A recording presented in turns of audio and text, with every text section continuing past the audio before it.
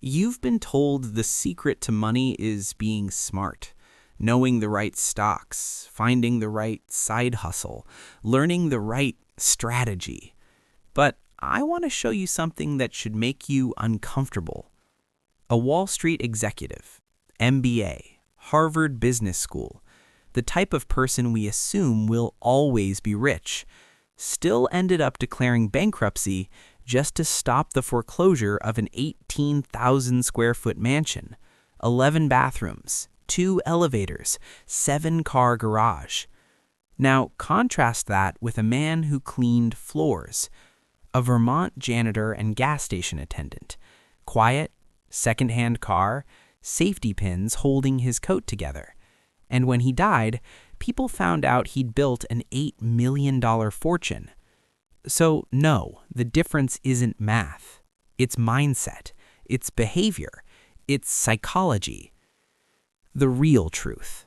Money is a behavior game. Here's the part nobody wants to hear. If money was just IQ, smart people would never be broke.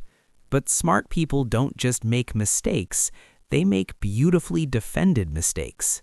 They can build an entire courtroom argument in their head for why their bad decision was actually reasonable. And they fall into another trap. They assume complex problems require complex solutions, so they chase complexity, because complexity makes them feel in control. But wealth doesn't care about your intelligence. Wealth cares about your consistency. It cares about whether you can be calm when you're bored, whether you can be rational when you're scared, whether you can be patient when everyone else is sprinting. The problem of manipulation. Once you see the strings, you can't be played. Let me say this clean. Most people stay broke because they keep getting manipulated. Not by the system, not by some shadow villain, by marketing, by FOMO, by social pressure, by their own nervous system. Because if you don't understand the basic laws in economics, you'll think spending is happiness. You'll think debt is normal.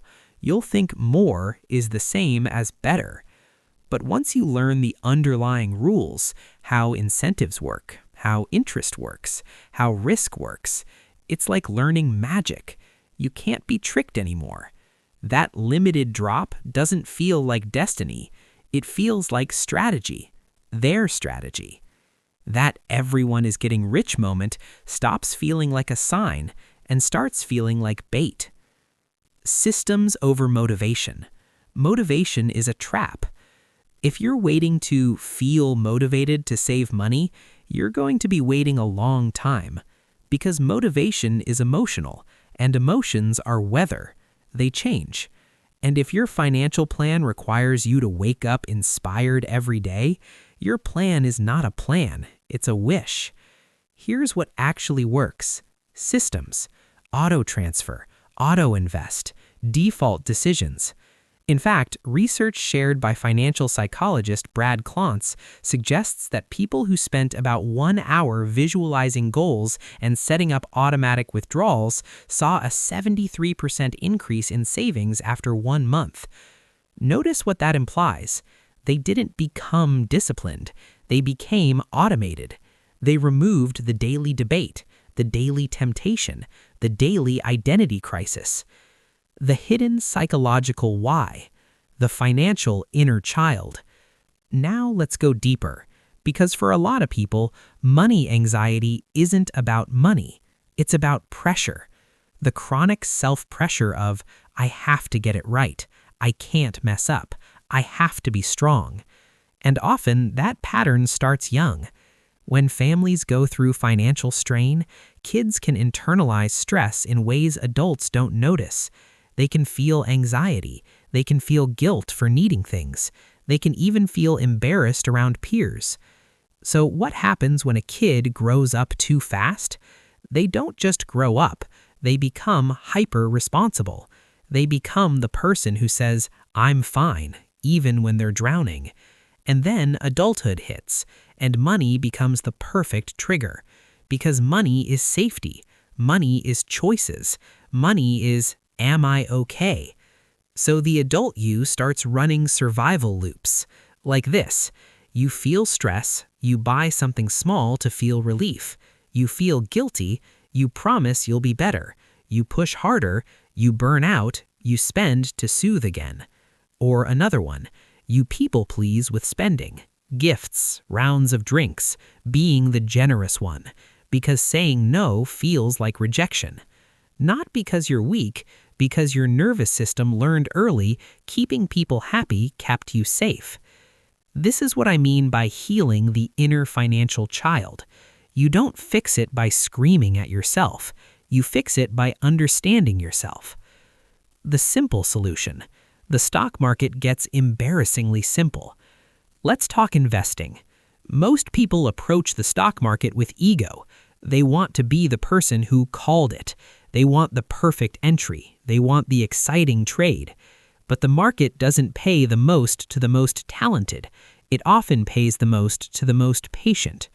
Morgan Housel makes a point that some of the best strategies aren't about predicting. They're about admitting you can't predict and building a method that works anyway.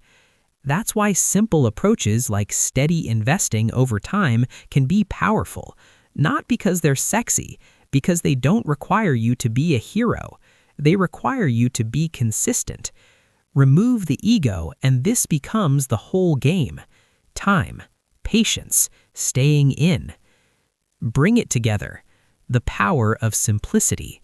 Financial freedom is not a complex web. It's a simple money system.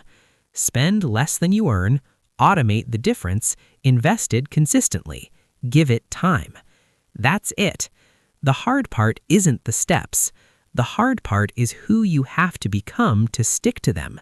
Because you will get bored. You will get tempted. You will get scared. You will get jealous.